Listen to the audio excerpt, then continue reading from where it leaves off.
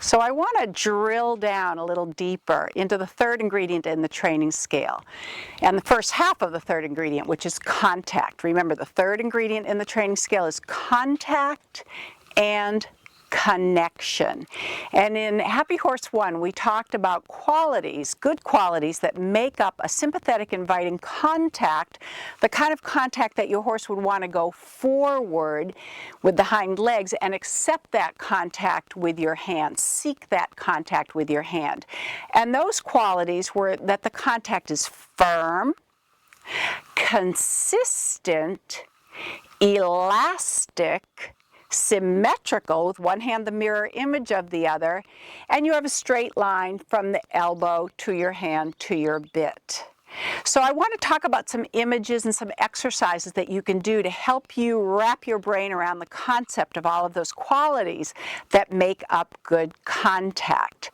So one of the things that you can do before you even get on your horse is just grab a pair of reins or grab a lead rope, it doesn't matter, and just put one end around a fence post. I've just attached this to our judges booth so you can see. And one of the things that I want to teach you is firm. I want you to learn to adjust the weight in your rein. Now watch the reins without the contact going away. Because the horse doesn't mind when the contact gets loopy, but when you take that contact back again, you snatch the horse in the mouth. So you need to have the ability to make the weight of rein a little bit heavier, a little bit lighter. Sometimes it'll have to be a lot heavier for a moment, but you need to then be able to go back to a comfortable weight of rein without going too far and dropping that contact and letting the rein be loose. Now, in a perfect world, we want approximately the weight of a grapefruit in your outside hand and the weight of an orange in your inside hand. But for now, we're just going to think about having even contact in each hand. And one of the images I like to use is I like to think that when I pick up contact, when I pick up the rein, my arm, especially my forearm, does not belong to me anymore. It belongs to the horse. So one of the things that I visualize when I do this is that my forearm is an extension of the leather of the rein, and I imagine a little hook, almost like a double-ended snap, attached to my elbow joint, so that I'm not attached to the rein with my fist, I'm attached to the horse's mouth through my elbows. And in this session, we're going to be talking a lot about elbows. Now, I know this is going to be a little bit of a challenge. You're going to have to visualize this as I do this.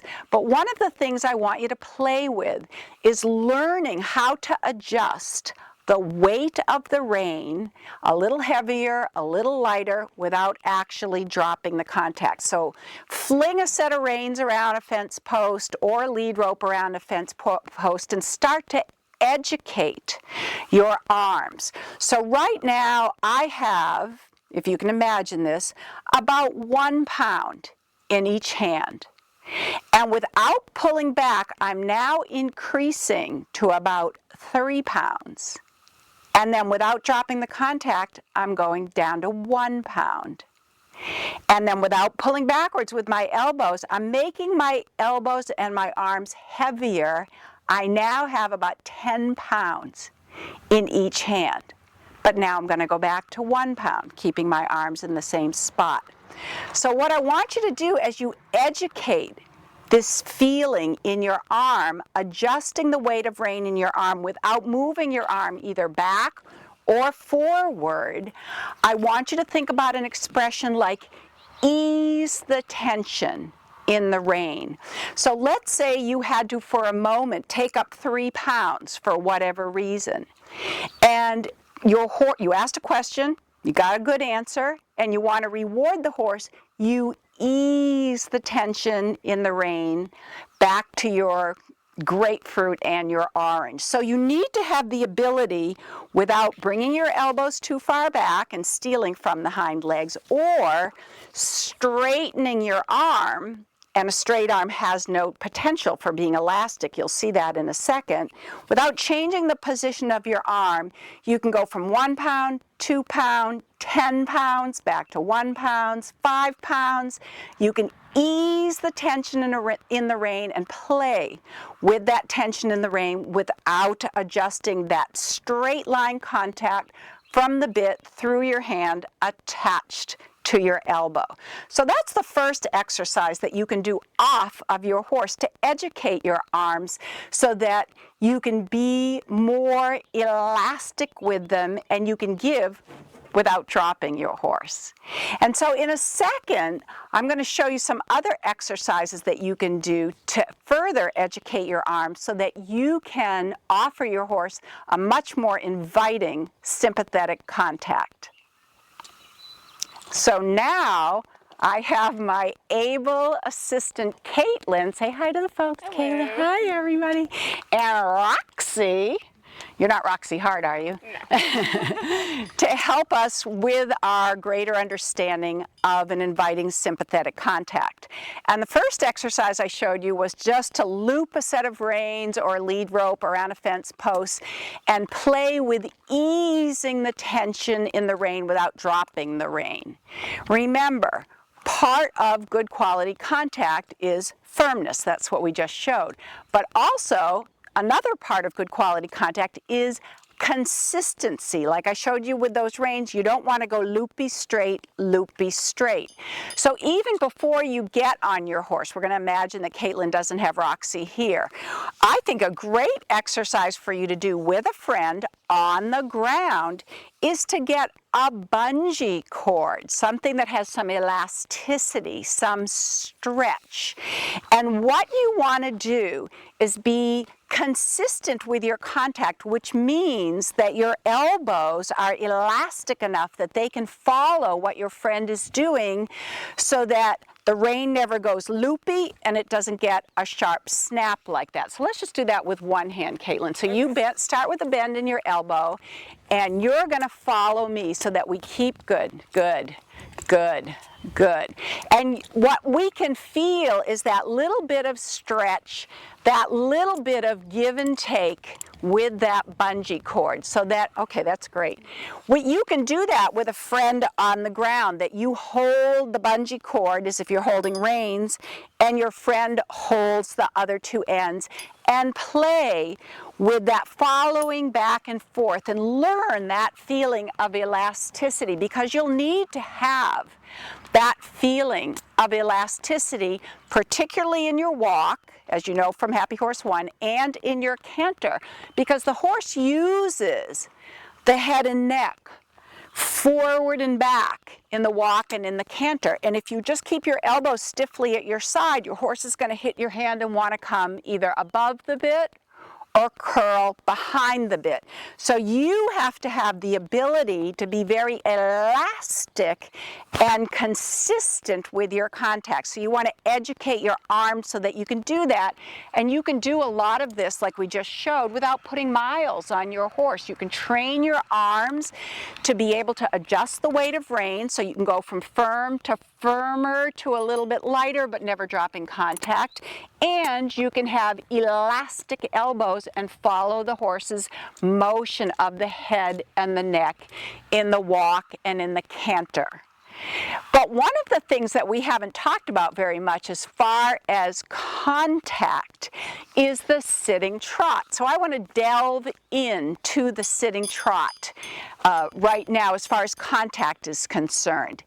It's important not only in the sitting trot, but what we will call home position in the walk and in the canter. And home position, let's see home position with there. Her elbows are almost at her side. They're just slightly forward with the L of her elbow pointed straight down to the ground. That's home position. In walk and canter, as the horse uses the head and neck, forward and back, she would straighten her arms like she just did and come back to home position. But remember, we're going to talk about the trot now. And several things happen to riders in the trot. They let the horse, like Roxy just demonstrated, sometimes pull them forward, pull them out of the saddle. So you need to know when you're in home position with this bend in your elbow and the L of your elbow pointed toward the ground, that you are, with your seat bones, if you can imagine a light socket, plugged in to the back of the horse. So here's what I'm going to have Caitlin do now. I'm going to pretend I'm Roxy and I'm pulling her forward out of the saddle. And she's going to resist me by keeping the bend in her elbow, not by pulling back, you'll see. And because she has her elbows bent by her side and she's plugged into the saddle, she will be able to resist me and I won't be able to push her arm forward. But what I'd like you to do first, Caitlin, is let me push your arm forward. Because here's what I'm going to do. I'm going to have my hand on the top of her arm and I'm pushing it forward. If your horse went to pull you and you didn't have secure elbows and you weren't plugged into the seat of the horse, that's what would happen. And then they would get rewarded for pulling you because they'd be pulling you forward and they would have success and that would encourage them to pull some more. So without pulling back, you're going to keep your elbows in home position. In the same way you needed to educate your arm with that first exercise as far as adjusting the weight of rein, another way you need to educate your arms is learning to resist without pulling. Okay, so I'm going to push on the top of your arm just like I did, and we are not going to bring your arms back, but you're going to prevent me from pushing your arm forward. And I'm pushing now, beautiful, and relax, good. And I'm pushing now, and this is as if Roxy's pulling you forward, and relax. And again, resist. And relax. Good. So you need to be able to resist with your elbows to prevent the horse from pulling you forward. Now, if you had a straight arm and you weren't plugged in and the horse went to pull, you'd be in a very precarious position. The horse could pull you out of the saddle. So let's let the reins be longer. You're going to ride, you're just going to, with your arms a little bit straight, and you're going to be tipped a little forward so that you're in a vulnerable position. And I'm going to pull, and we'll see what happens to Caitlin when I pull. You ready? Woo! And once again, this rewards the horse. It rewards the horse from pulling. The horse tries to go to the forehand. I'm going to do it again. The horse successfully pulls her forward out of the saddle because her arms were straight, they weren't in home position, and she wasn't plugged into the saddle. Now, bend your elbows at your side and plug your seat bones in, and I'm going to pull, and you're not going to move. You ready? Okay, so I'm pulling, and I've got all my weight, which is substantial, believe me, against her, and I'm not pulling her out of the saddle because she's plugged in. That was awesome. Okay, so we're going to take a little break here so that Caitlin can warm Roxy up, and we'll be back in a second. So, like I said, in Happy Horse 1, we covered your elastic arms in the walk and in the canter in depth. We talked a lot about the feeling of it starting at home position and then either row your boat, or feeling like a jockey galloping down a racetrack and following the movement of the horse's head and neck, and then as you sit back down, keeping that elasticity in your elbows. But in this session, we're focusing on contact in the sitting trot. So the first thing, I want to once again use some props because feel is a really difficult thing to teach. So if we can somehow get you to use some props that allow you to feel what we want, then you can transfer that feeling and do what we want, which is to have a steady contact without the props. So we're going to use two props in sitting trot. And what Caitlin's going to do is, on one of the props, is she's going to take the stirrup leather, the end of the stirrup leather, and run that under the back of your hand and pull straight up with that. Good. And that's going to stabilize your hand. So that's one prop that we're going to use in sitting trot. And this way we know that if she pulls straight up and she has the right distance, I'm going to make it just a little short, there we go, that her hand isn't too high, it isn't too low, she doesn't go forward with it and let the horse pull her forward, and she doesn't come back. She's going to basically keep that stirrup leather perpendicular to the ground. Now you can drop that. The other prop that we'll do, I'll just show these two briefly, is we have a bucking strap across the front of the saddle. So if it happens that the end of your stirrup leather is too short for you to do that exercise, what you can do is take the bucking strap and unbuckle it on one side and hold the bucking strap the exact same way. There you go, perfect. You see she's holding the bucking strap the way that she held the stirrup leather. And as long as you have that, why don't you go ahead and change direction, because we'll put that on the inside rein, and start in a rising trot. Actually, that's a very good idea to start in a rising trot, keeping the bucking strap there, because that will force her to have elastic elbows in rising trot, that she has to open the elbows, just circle and rising trot. So, good. Let your elbows open, there you go. Using the bucking strap so that her hands have to stay down, and she opens and closes her elbows as if she's pushing clothes down a scrub board. And think to yourself, wash the clothes, wash the clothes, wash the clothes. If you come up out of the saddle 5 inches, good girl, that's perfect. Then you open your elbows 5 inches, and holding on to the bucking strap makes sure that you do open your elbows. Your hands don't go up and down with you as you rise. That's super. Now sit and let the bucking strap define the limits of where you put your hands. With the bucking strap or the stirrup leather, your hands can't come back, they can't come forward, and that's right, good. And they're in a good receiving posture. Think about your rhythm, use your tummy muscles to keep the rhythm regular. Yeah, and as her hands stay steadier and she allows the horse to go forward into that steady contact, you'll see that Roxy becomes a little less fussy with her head and neck. There you go. Allow her to have falling down neck and to stretch. There you go, Caitlin, and to stretch into your hand. Think about that expression, falling down neck. Allow, there you go, well done you. Good, and then walk, tighten your tummy muscles, and then tighten your tummy muscles and hoe. And I'm gonna redo that bucking strap because we're gonna do the same thing basically.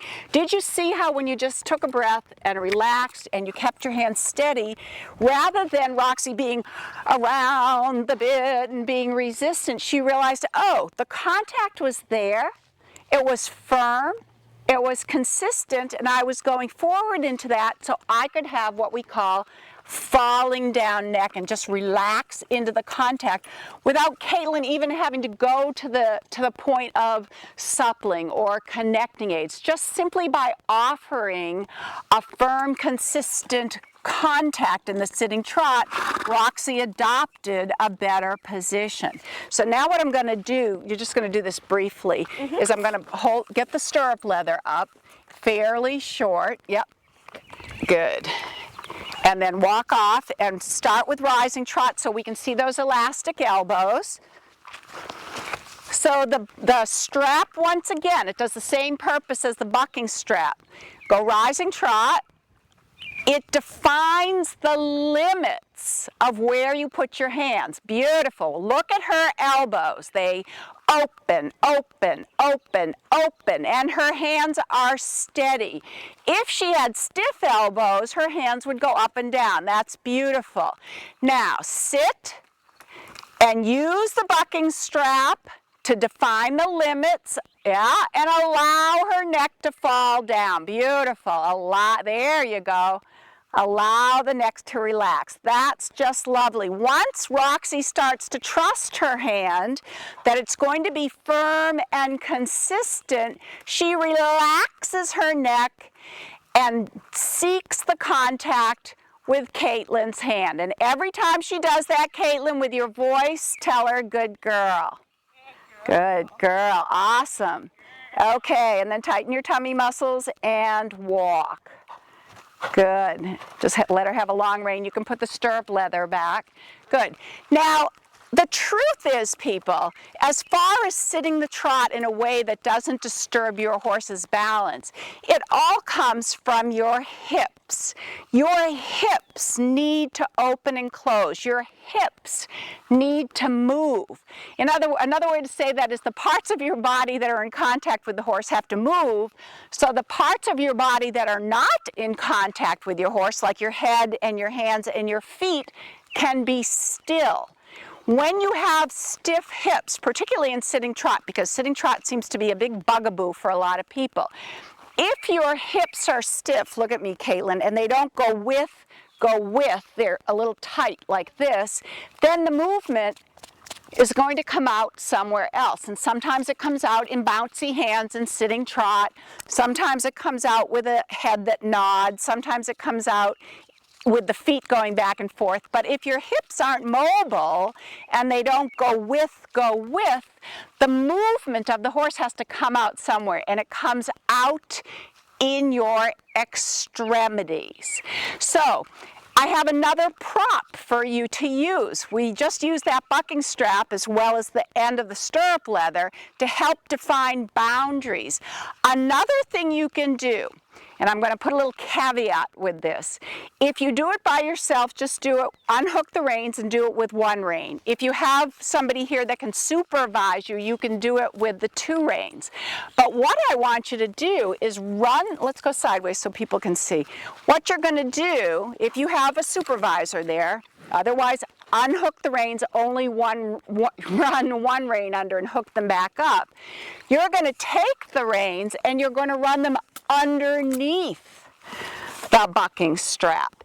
And once again, that will limit how much your hands are going up and down. And what you're then going to do, as you feel your hands being steady, because the bucking strap prevents your hands from really going up and down, focus on your hip angle. So it's sort of like doing it backwards, but it's a way to teach feel, which is always a challenge.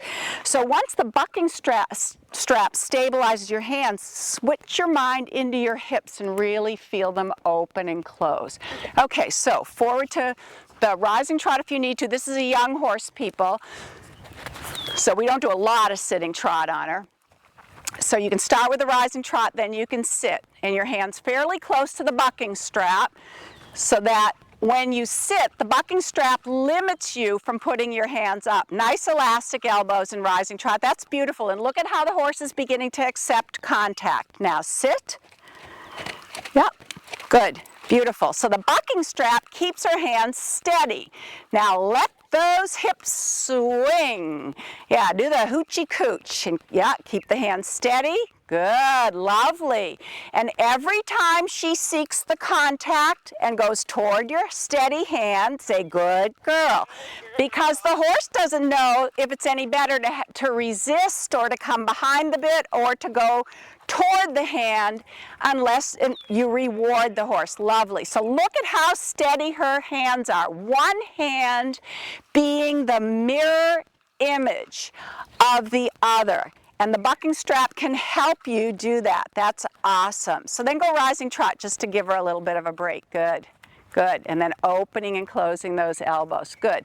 And then sit and tighten your stomach muscles and walk.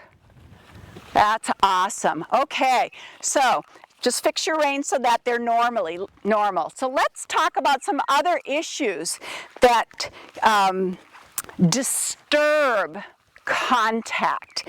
And that happens often when, let's halt for a second. I've talked a lot about, come up here and halt, about the work area, the hands being in a receiving posture like they are now, where they can receive the power from the hind legs and then recycle them back to the hind legs.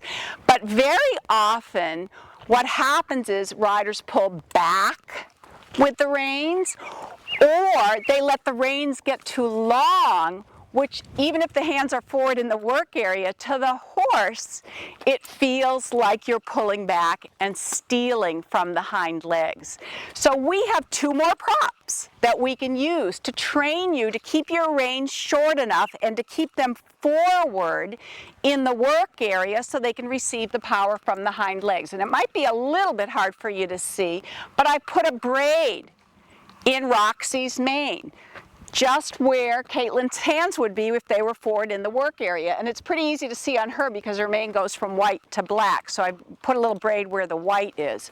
We also, this particular set of reins has little leather stops.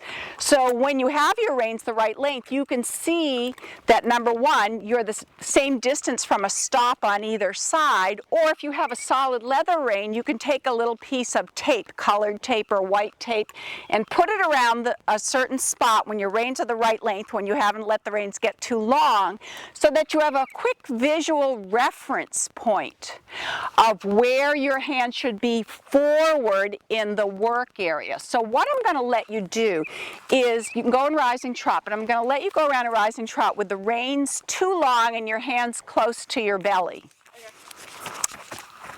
Good. On contact though, good. Little bit longer rein, yeah, a little slower. Little longer rein, yeah, that's good, so that your hands are too close to the saddle. Almost rest your hands on your thighs. Let the reins be low. That girl, good example, perfect. Now her hands are behind the work area.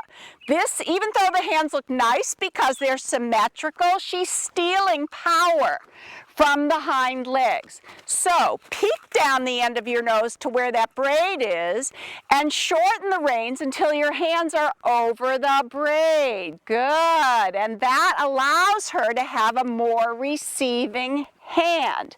Now can you see how far, are you on one of the leather stops? You are, aren't you? So you're on the second one? Yeah, okay. So if she didn't have reins with a leather stop, you could put a piece of tape there. So those are two props that you could use, beautiful, lovely elastic arms, that you could use both the braid in the mane and some kind of marker on the reins to know that you have not let the reins either get too long or you're pulling back with your hands out of the work area. That's lovely. And then you can walk and take a little break. And we're going to use one more prop. So just let her relax on a loose rein for a second while I get my next prop.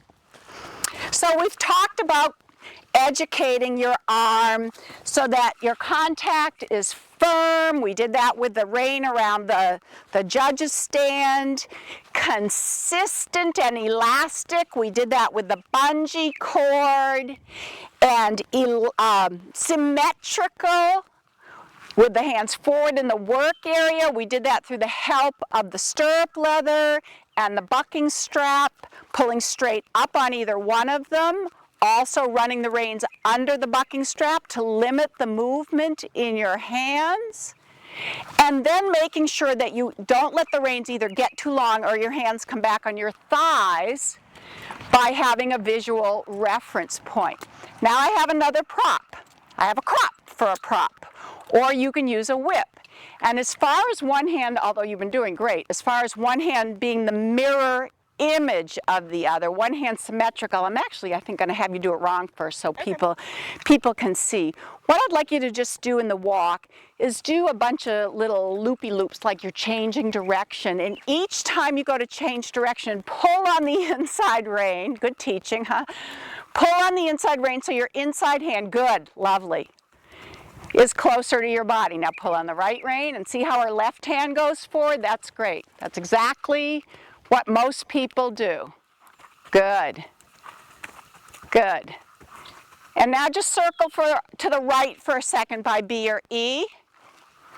So that was one example of what people do, and they don't have one hand the mirror image of the other, that they pull on the inside rein. Another thing is they pull down on the inside hand and up on the outside hand. So just go on a circle there, Caitlin, and raise your outer hand and lower, take the bend out of your inner arm. That a girl, and just ride around the circle like that. if I were teaching and I were on the center of this circle, I should not see her outside hand because it should be hidden by her inside hand. But she's showing me hands that are not symmetrical. Good, that's really lousy. Do it again. I want you to do it wrong. Atta girl. Okay, that's an exaggeration, but that's something I often see. So you can relax for a second, bring her up here. Now I'm going to give you your crop prop. Okay, and this is a deceivingly simple exercise. Believe me, I've done it. So I'm just going to lay the crop across your hands, and she's putting her thumb over the crop. And your goal, you're going to start with the loop-de-loops, your goal is that the whip stays level and equidistant from your body. So you have a visual reference point. So just some little loop-de-loops, focusing. If you have to shorten the reins to get them in the right spot, that's fine. And then just hold the whip with your thumb. Good. Lovely. Good.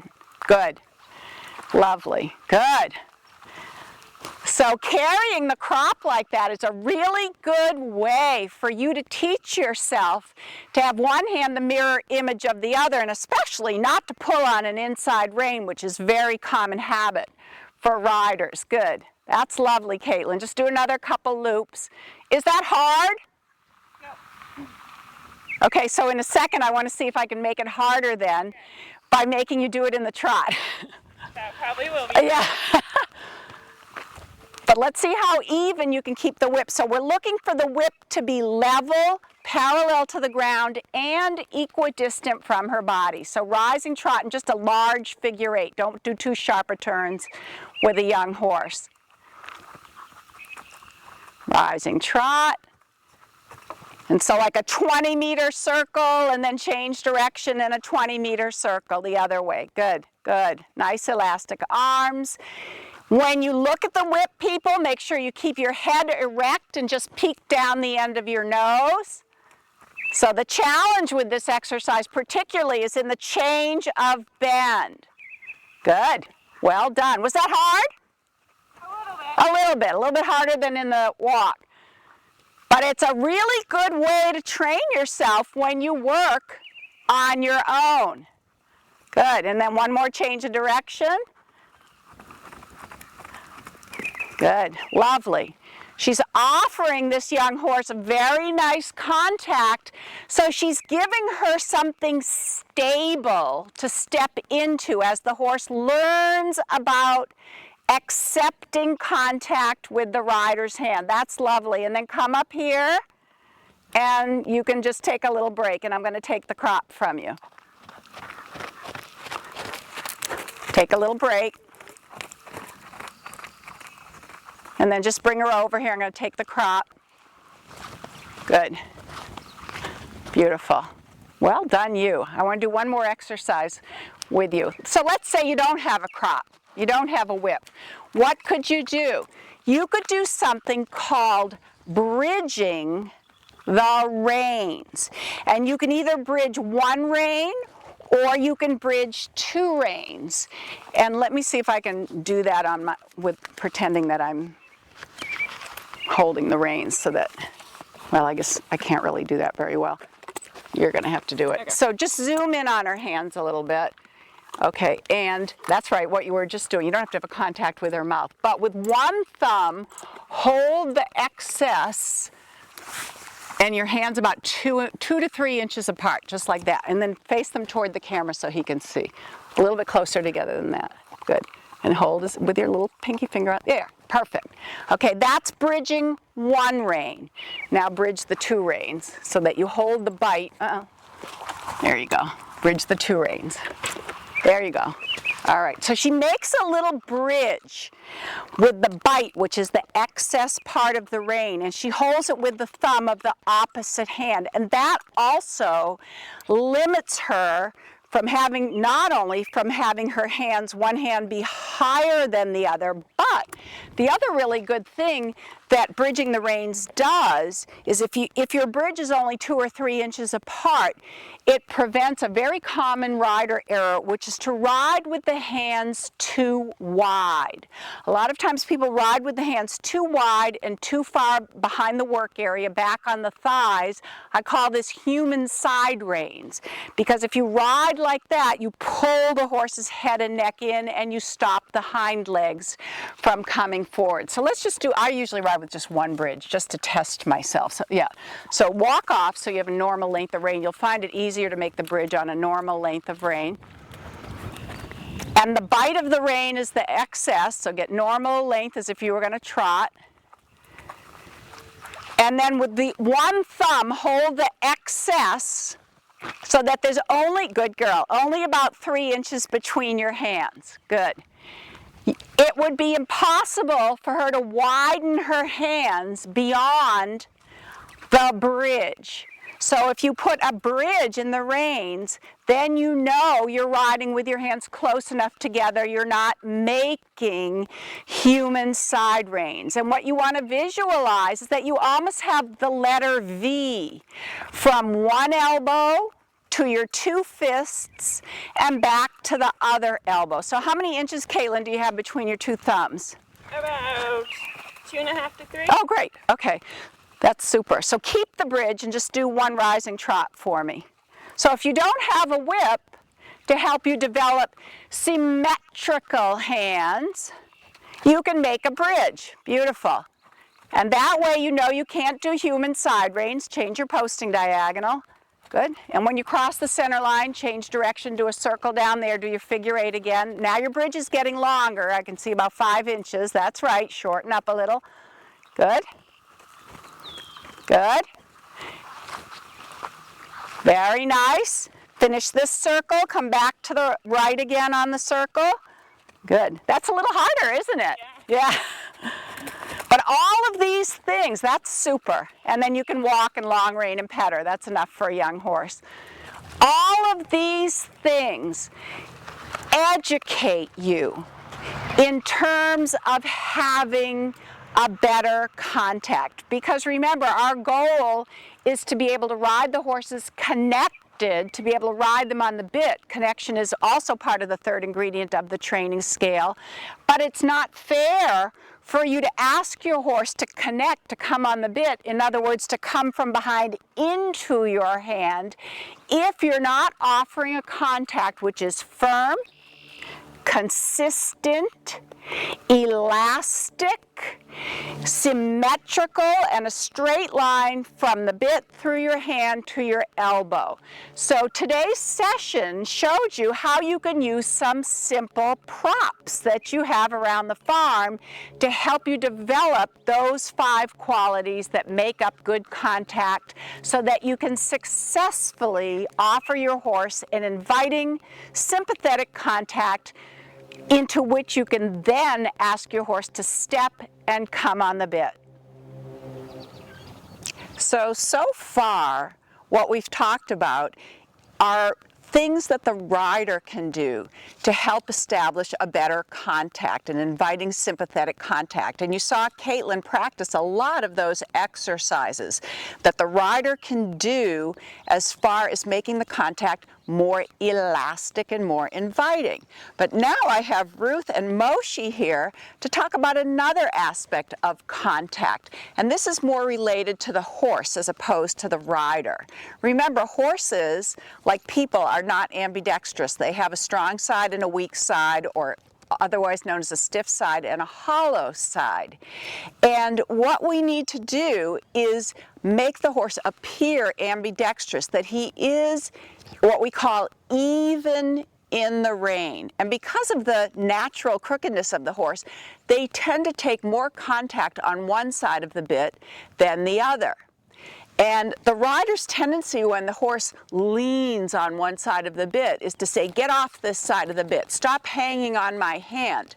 When the truth is, I want you to reverse your thinking a little bit, and it's not that the horse has to get off the hand that he's heavy in, it's that he needs to step into the rein that he's light in. So we basically have the horse what's called even in the rein.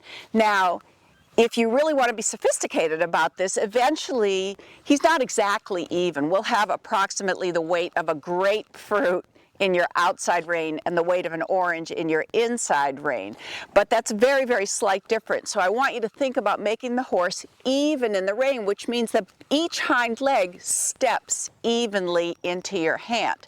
Now we have Moshi here, who by nature is hollow or soft to the left and stiff to the right. So I'm going to turn around and look at my cupped hand. This is the way his spine is bent.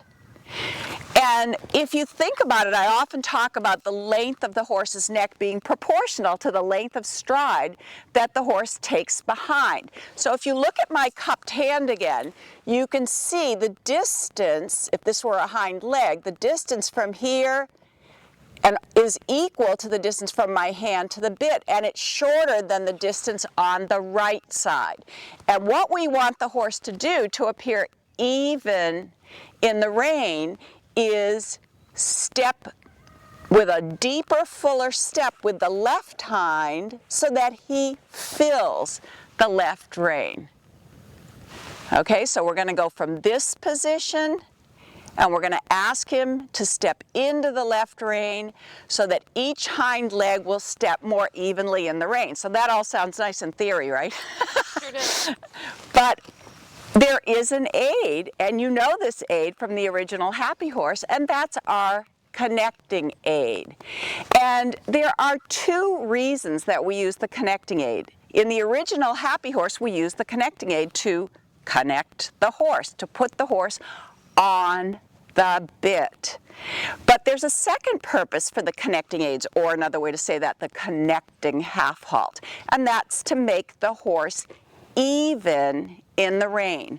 So when you pick up contact, and if you feel that your horse is too light in one rein, and Moshi tends to be too light in the left rein, and he doesn't commit himself to the connection on the left side, what you'll do if you're tracking to the right is you'll do traditional connecting aids. You'll close both legs, close your left hand in a fist to send him toward that left rein, and you would keep him bent and flexed to the right by soft vibrations on the right hand.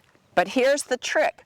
When you go to the left, you're going to reverse the connecting aids, because our goal in both cases is to get the horse to step in to this empty left rein, to fill this empty left rein, to take a deeper step under the body with the left hind, so the distance from Ruth's hand to his mouth is longer and he connects to the left rein, which means if we're tracking to the left, we reverse the connecting aids and we connect him into the rein that's facing the inside of the circle.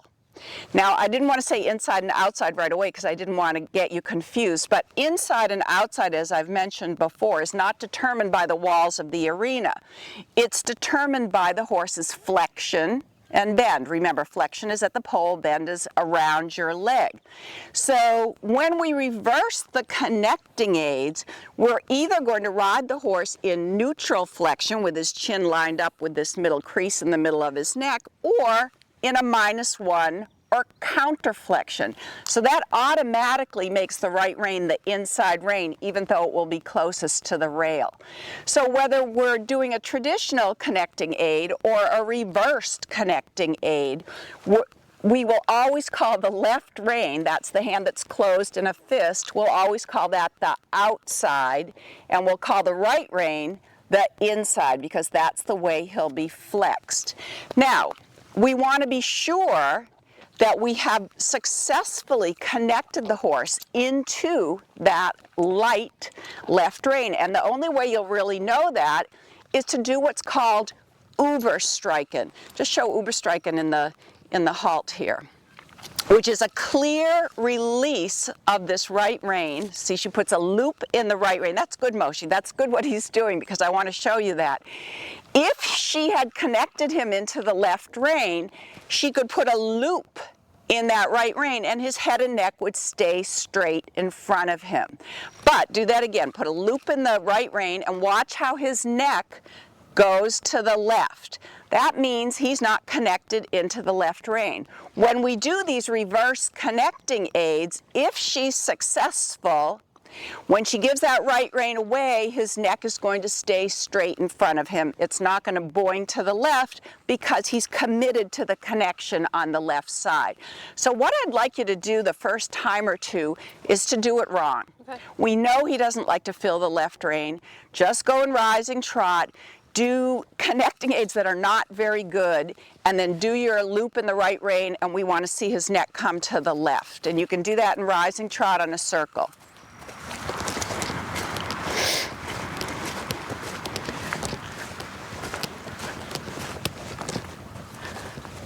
Good. So she's going to reverse the connecting aids, but she's not going to do it well. She's going to, and you see she gives the right rein and his neck goes to the left. Good. So let's do that wrong again. That's nice shape there.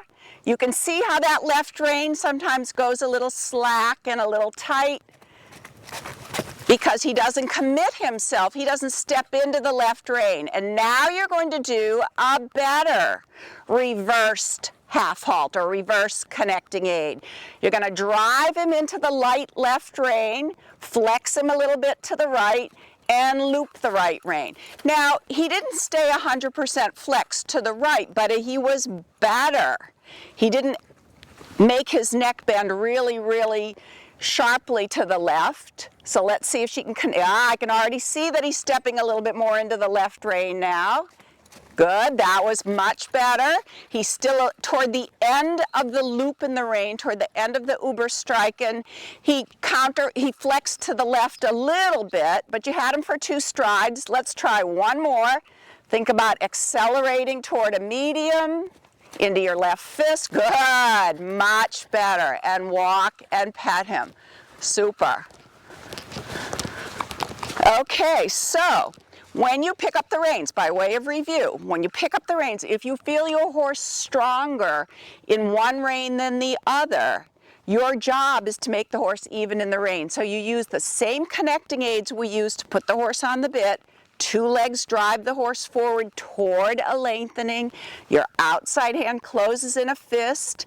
That's the heart of the connecting aids. That lasts approximately the length of time it takes you to inhale and exhale. And so since that's a pretty long time, you're going to have to give some soft squeezes on the other rein just to keep the neck lined up straight. Then you want to test to see if you've successfully connected your horse into the left rein. Has that hind leg stepped into the rein on that side? And if it has, you can put a loop in the other rein and the neck of the horse will stay straight.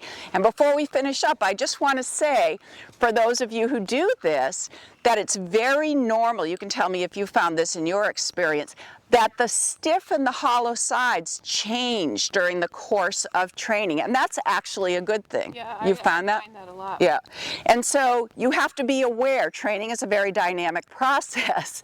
So if you pick up the reins and suddenly we felt that Moshi was too light in the right rein and leaning on the left rein, we would then change what we were doing. But the point is, decide which rein the horse is too light in, and that's the hand that's closed in a fist. You drive the horse forward into the closed hand that's on the rein that's on the light side.